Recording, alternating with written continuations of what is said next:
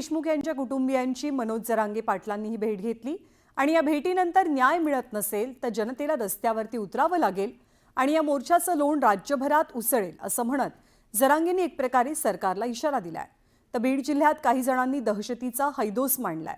आता त्यांच्या पापाचा घडा भरलाय। गोपीनाथ मुंडेंनी त्या काळी सलोखा राखलेला सलोखा जपलेला तो आत्ताच्या दोघांनी मोडीत काढले असं म्हणत मनोज जरांगेंनी मुंडे बंधू भगिनींवरती अप्रत्यक्षरित्या निशाणा साधला।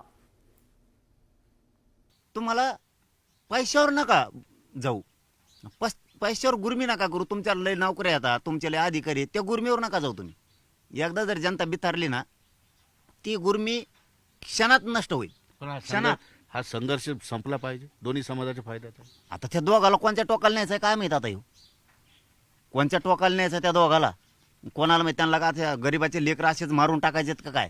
दलितांच्या त्या पोरांची अॅट्रॉसिटी त्या दिवशी घेतली असती तर संतोष भाईचा खून झालाच नसता। दोघांनी त्यांच्या लोकांना समजून सांगणं खूप गरजेचं आहे, कारण सोशल मीडियावर लोकांना खुन्नशी देणं, वाईट वाईट कमेंट करणं, कुटाणे करणं, तुम्हाला कोणत्या दिशेला न्यायचं आहे हे तुम्ही दोघांनी ठरवायचं आहे।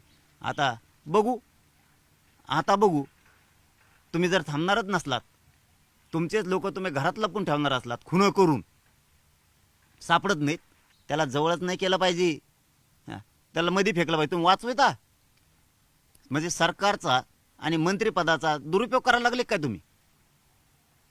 ते जनतेच्या न्यायासाठी, जनतेचे कामं करण्यासाठी मंत्रिपदे का तुमचे लोक वाचवण्यासाठी दुरुपयोग करायला लागले का? हे बघा, मंत्री फंत्री पैसे श्रीमंती कामाला येणार नाही जर मित्राबित्री झालीत।